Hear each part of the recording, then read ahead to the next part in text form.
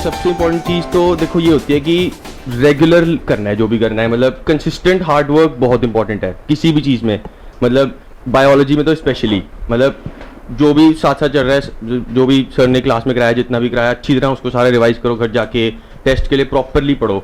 Sir तो test वगैरह भी काफ़ी लेंगे, तो बायोलॉजी की तो तुम्हें बिल्कुल टेंशन नहीं होएगी, मतलब जितने जो भी सर करा रहे हैं बस साथ साथ करते रहो अच्छी तरह, टेस्ट के लिए अच्छी तरह प्रिपेयर करो, मतलब अच्छी तरह पढ़ो, एनसीईआरटी पढ़ो, साथ साथ सब करना है साथ साथ। और ट्रू मैन भी कर लिया करो, क्वेश्चंस जो सर ने चैप्टर्स मार्क कराए होंगे वो मतलब अच्छे क्वेश्चंस होते हैं एंड प्रैक्टिस हो जाती है काफ़ी ऑब्जेक्टिव तो बायोलॉजी की। तो बायो की तो तुम्हें और टेंशन नहीं होनी चाहिए बिल्कुल भी। बाकी फिज़िक्स केमिस्ट्री का ये है कि मतलब फिज़िक्स का तो ये है कि जो भी करते हो साथ साथ मतलब अच्छी तरह अच्छी बुक्स में से पढ़ो। जैसे मतलब फिज़िक्स जैसे ये है कि चैप्टर हुआ है साथ में एनसीईआरटी में एनसीईआरटी से जल्दी से रिवाइज कर लिया, एंड बाकी यूनिवर्सिटी फिजिक्स और HC1 में आती हैं अच्छी बुक्स हैं, मतलब ये ना मतलब रेफरेंस बुक्स की तरह इनको यूज़ कर लिया करो, ये अच्छी बुक्स होती हैं।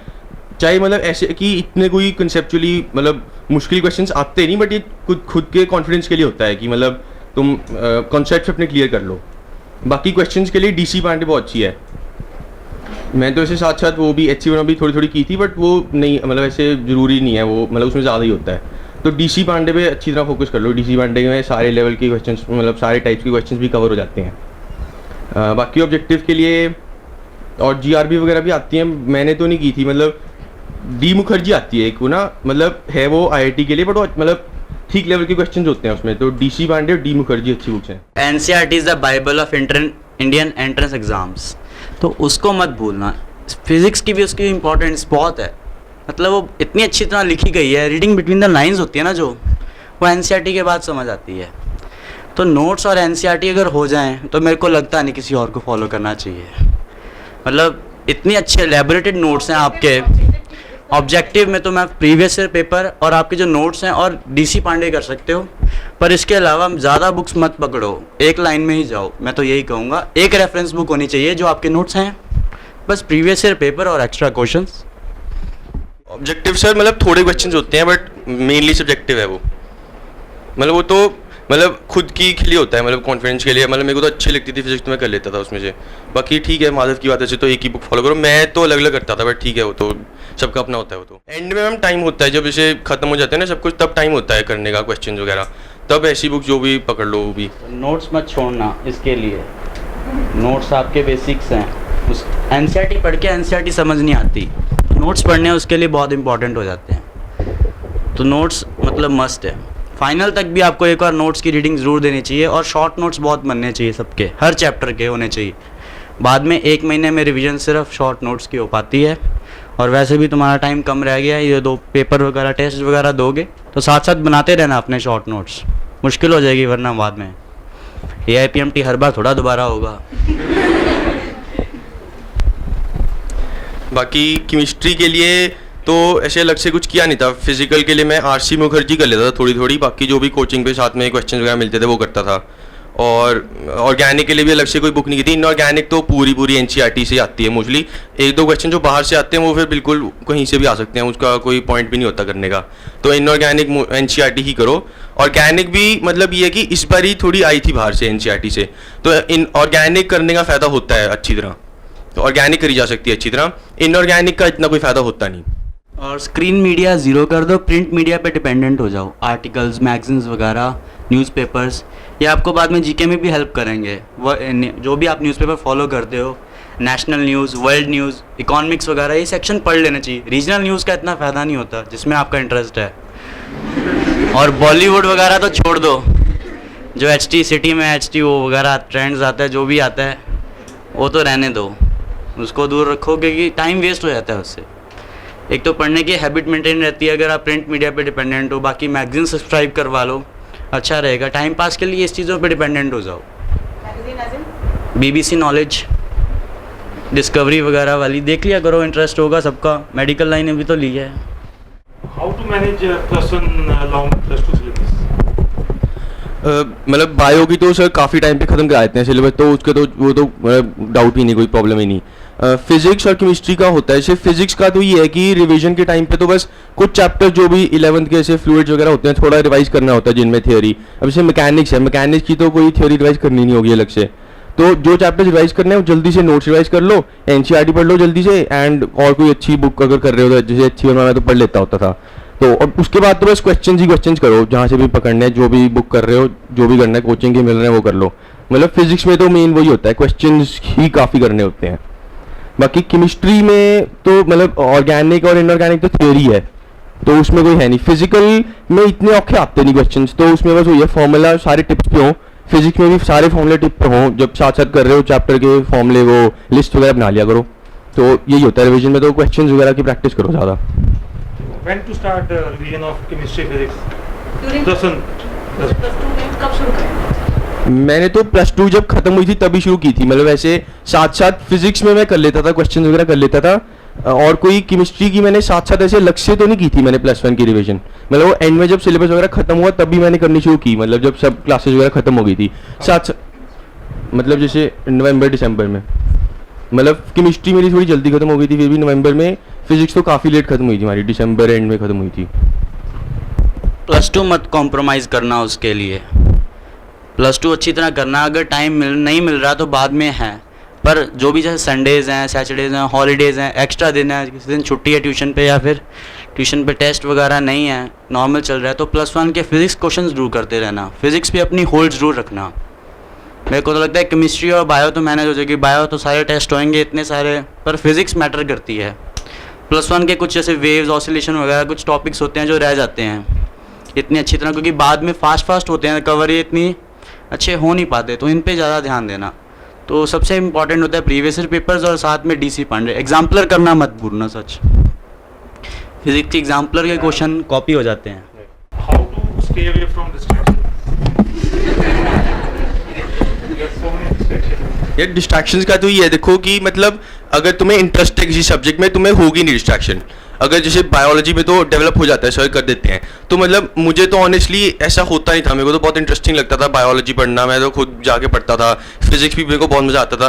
केमिस्ट्री में थोड़ी प्रॉब्लम होती थी कि केमिस्ट्री में इनऑर्गेनिक थोड़ी बहुत ही मतलब बोरिंग मोनोटोनस हो जाती है, उसमें थोड़ा धक्का मारना पड़ता। तो बाकी मतलब इंटरेस्ट डेवलप करोगे तो तुम्हें सोचना नहीं पड़ेगा और किसी चीज़ के बारे में कि यार ये डिस्ट्रैक्शन से बचूँ, ऐसे करूँ।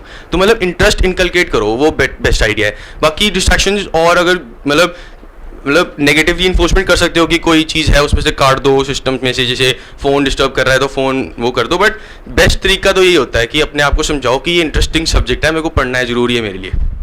Movies की distraction. मूवीज़ तो देख लिया करो वैसे,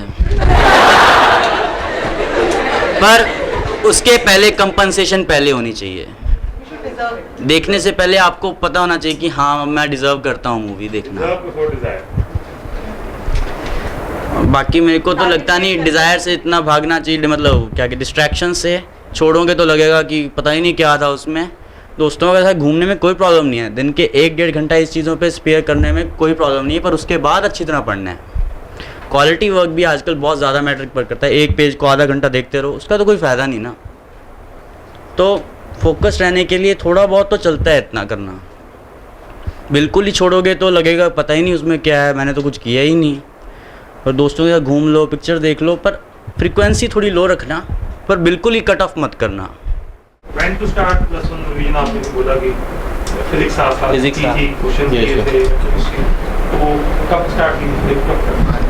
सर मतलब जैसे जो एंड वाले चैप्टर चल रहे थे हमारे, जैसे मॉडर्न वगैरह चल रही थी, मॉडर्न में इतना नहीं करना होता, उसमें जरा फॉर्मूला वगैरह होते हैं मेनली।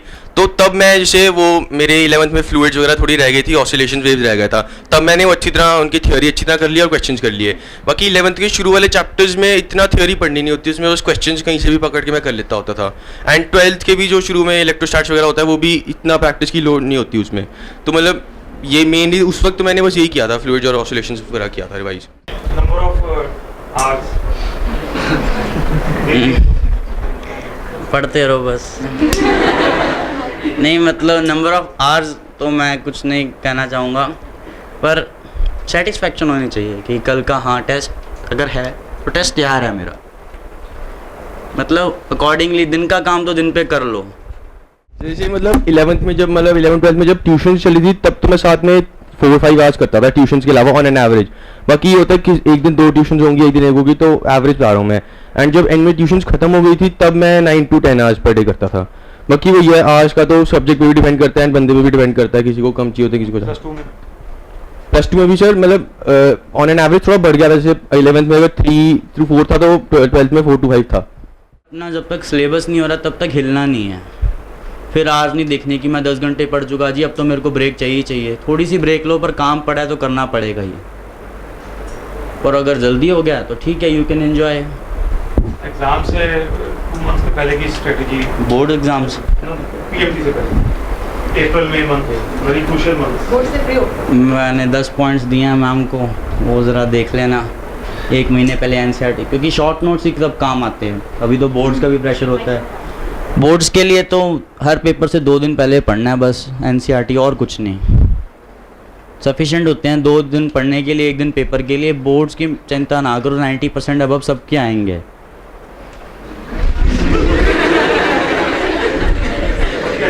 आएंगे अपना फोकस कंपटीशन ही रखना बस। AIPMT अगर डेडलाइन है तो उससे 1 महीना पहले तैयारी ख़त्म होनी चाहिए, तब जाके तुम्हारा सिलेबस मैनेज हो पाएगा। बाकी 1 महीने में तो शॉर्ट नोट्स और रिवीजन ही करना है, तुम्हें रिटेन रखना है, उसमें नया नहीं कुछ कर पाओगे। जो 2 साल अभी मेहनत करोगे तभी रिटेंशन बढ़ेगी, नंबर ऑफ विजन्स बढ़ाओगे तभी रिटेन रहेगा। तो अभी पढ़ने का फ़ायदा है, ये नहीं कि बाद में सब कुछ कर दिया तो हो जाएगा, ऐसा नहीं होगा। चाहे बाद में थोड़ा कम पढ़ के भी चल जाएगा, पर अब कम पढ़ के नहीं चलेगा। सर से मतलब मैं तो वही करता था कि मतलब मॉक टेस्ट को अच्छी तरह ध्यान से करता था। उससे पहले मतलब ये कि बायो के भी ना साथ साथ टेबल्स वगैरह सर खुद भी बता देते हैं कुछ चैप्टर्स के बनाने को, और तुम खुद भी मतलब अगर तुम्हें लगता है कि इस चैप्टर में बना सकते हो। मैं तो बहुत टेबल्स बना लिए थे, मतलब ऑलमोस्ट एवरी अदर चैप्टर की मैं कोई ना कोई टेबल बना लेता था। तो उसका एंड में काफ़ी फायदा होता है रिविजन का। एंड वही वैसे फिजिक्स वगैरह भी। और बाकी ये है कि जैसे जिस टाइम में AIPMT होता है ना, उस टाइम में कोशिश करो कि प्रीवियस ईयर्स कर लो पूरे, चाहे तुमने पहले किए भी हुए हैं तब भी, मतलब तब सोचो कि फुल मार्क्स लेने हैं अगर पहले किए हुए हैं तुमने तो, मतलब सेम टाइम में बैठ के, ताकि तुम्हें पूरा टाइम का मतलब तुम्हें ना उससे प्रेशर मैनेजमेंट वगैरह भी होगी, टाइम मैनेजमेंट सब हो जाएगा अच्छी तरह। सेम टाइम में बैठ के पूरे पेपर करने की कोशिश करो, और मतलब जो भी जैसे सर के मॉक टेस्ट वगैरह होते हैं उनको अच्छी तरह से टाइम करके करा करो, मतलब ये कर सकते। और एंड में मतलब वही है, NCERT जल्दी से पढ़ लो फिर से, क्योंकि एम्स में तो सर्चन तो काफ़ी आते हैं NCERT से, माधव ने भी बताया। एंड जैसे इस बार तो AIPMT में भी सॉल्व एक्सरसाइजेज में से क्वेश्चन आया था एक वेव ऑप्टिक्स में, आपने देखा होगा, मतलब देख लेना, अभी तो किया नहीं होगा शायद। तो मतलब यही है, एंड के 2 महीने तो वही है, मतलब क्वेश्चंस पे बहुत ज़्यादा फोकस करो और जल्दी से मतलब सारे फॉर्मूले वगैरह टिप्स पे होनी चाहिए। एंड बायो में भी सारे टेबल्स वगैरह सब टिप्स पे होना चाहिए। Number of sleeping hours, sir मैं तो is it important to reduce the number of sleeping hours to 3 or 4? No sir, that is counter productive. मतलब मैं तो मतलब 7 to 8 आवर्स तो मैं कहूँगा मतलब सो लिया करो। अब ये कि किसी दिन कम ज़्यादा पढ़ाई होनी है तो 6 घंटे कर लिए, किसी दिन कम है काम तो 8 कर लिया। स्लीप ना रिड्यूस करना, जितनी आपकी बायोलॉजिकल रिदम है उसको ना, ब्रेक नहीं करना, हाँ स्लीप मस्ट है, उसके बिना पढ़ाई नहीं हो पाएगी अच्छी तरह। Before the examination. बिल्कुल, हर एग्ज़ाम से जो पार्ट इजी लगता है उसे 1 घंटा पहले पढ़ लो, आपका ब्रेन रेडी हो जाएगा, आपका शुरू से स्पीड बढ़ जाएगी क्वेश्चन करने की, मैंने खुद देखा है। जैसे रेस में करने से पहले वार्म अप करना होता है ना, तो वार्म अप भी ज़रूरी है। बाकी हेल्दी ब्रेकफास्ट तो सबसे ज़्यादा ज़रूरी है। आप अपने आप को मोटिवेट कैसे रखते थे, जैसे कभी डिप्रेशन पॉइंट आ जाता है कि बस अब खत्म हो जाएगी, अब क्या करते थे? यार मतलब ये तो खत्म है नहीं ना, ये तो बहुत सिंपल सी चीज़ है ना। अभी तो मतलब in the bigger scale of this is insignificant, ये तो मतलब कोई पॉइंट हुआ नहीं ना वरी करने का। मतलब you are studying for the, मतलब you not studying to get into a good college, I mean you are, but the point of your study is to मतलब ग्रेटन योर नॉलेज, राइट। मतलब इस तरह से सोचा करो ना कि पढ़ने का ये थोड़ा ना कि एक टेस्ट मेरा खराब हुआ तो ओ शिट ये क्या हो गया। मतलब पढ़ाई मतलब is for a greater thing. हाँ जी, मतलब आपका अपनी नॉलेज इंक्रीज करनी है, आपने ये नहीं देखना कि एक टेस्ट खराब हुआ तो क्या करूँगा। बाकी पेरेंट्स से बात कर लिया करो, they are your best friends, वो तुम्हें बहुत मोटिवेट करते हैं, क्योंकि अंदर से तुम्हारी सक्सेस उनकी सक्सेस है। देखो मैम से भी बात कर लो, सर से भी कर लो, मतलब पर किसी के साथ शेयर करने से ना मोटिवेशन जो मिलती है वो बहुत अच्छी मिलती है। पॉजिटिव इफेक्ट क्रिएट करो, जहाँ जाके अच्छा लगता है वहाँ जाओ, कोशिश करो नहीं अगले टेस्ट में तो मैं ही आऊँगा आगे, तो मतलब स्पिरिट होनी चाहिए और डिप्रेशन नहीं। ये मेरे को 1.5 साल बाद समझ आई, सबसे इम्पोर्टेंट है खुश रहना। मतलब जो बंदा खुश है ना वो सब कुछ कर सकता है। जी, बड़े खुश रहते हैं।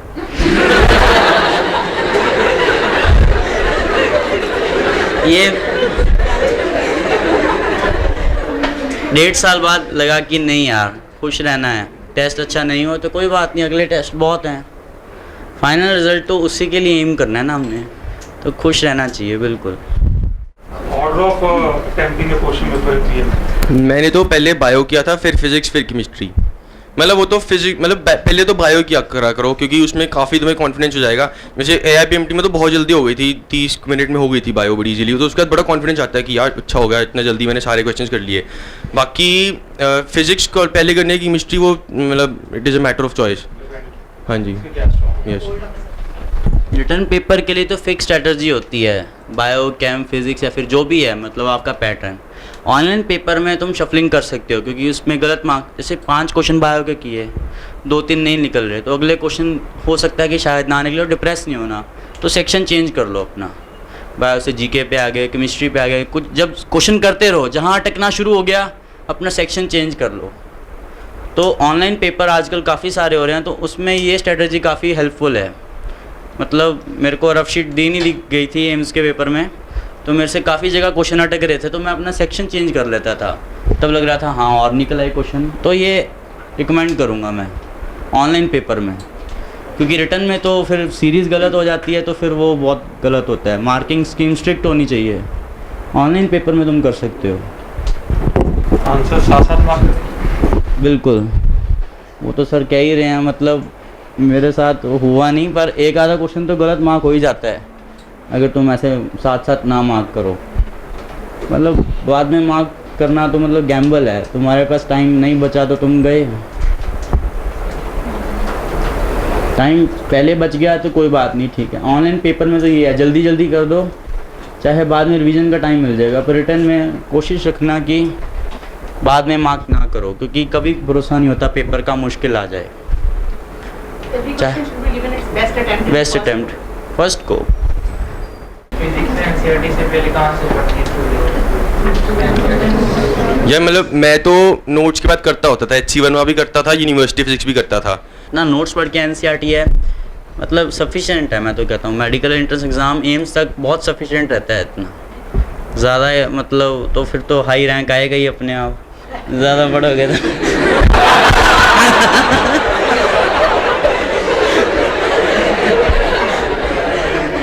पर इतना पढ़ के सिलेक्शन ज़रूर हो जाएगी। फिजिक्स में डीसी मारने में लेवल 1 ही सिर्फ कि लेवल 2 सारा नहीं, सारे कर लिया करो, लेवल 2 भी कर लिया करो। असर्शन रीजन तो उसमें बड़े ख़राब होते हैं, मतलब मैं वैसे भी क्वेश्चन में भी कई बार आंसर्स गलत होते हैं, पीछे सॉल्व सही होता है, फिर पीछे सॉल्व देख लिया करो, तो वो कोई बात नहीं, इतना वो प्रॉब्लम होती नहीं। असर्शन रीजन तो नहीं करने चाहिए। असर्शन रीजन केमिस्ट्री के ना एग्जाम्पलर में होते हैं, असर्शन रीजन वो कर लेना एंड में, वो भी अच्छे क्वेश्चन होते हैं प्रैक्टिस के लिए। फिजिक्स की एग्जाम्पलर में नहीं होते। बाकी ऑब्जेक्टिव बहुत ज़रूरी है एग्जाम्पलर सारे सब्जेक्ट्स की। एंड एनसीईआरटी की एक्सरसाइजेज भी अच्छी हैं, मतलब अच्छी होती हैं, काफ़ी अच्छे लेवल की होती हैं, एडिशनल एक्सरसाइजेज भी बहुत अच्छे लेवल की होती हैं। एंड आ जाता है कई बार सीधा क्वेश्चन भी आ जाता है, इस बार आया था AIPMT में। बाकी जो आपको आंसर लगता है वही होगा, मतलब ए और बी में कई बार बुक में कंट्रोवर्सी होती है, पर जब ज़्यादा कंट्रोवर्सी है ना तो आप ही सही सोच रहे हो, बाद में मतलब इतना नहीं सोचना होता कि ए और B, just go for it, जो फर्स्ट दिमाग में आ गया वही आंसर है, ज़्यादा सोचना नहीं है। ये नहीं कि रीज़न पे हाथ रख के पहले सोचना, पहले मैं करता था ऐसे कि रीज़न क्या होगा, पर आजकल क्वेश्चनों के मल्टीपल रीज़न्स होते हैं, फिर ठीक रीज़न भी कई बार ठीक नहीं लगता, तो आंसर बी हो जाएगा नेचुरली। पर इसके लिए तो प्रैक्टिस चाहिए होती है, पर अगर बुक में गलत लग रहा है तो गलत होगा, वो फिक्र ना करो। Thanks a lot.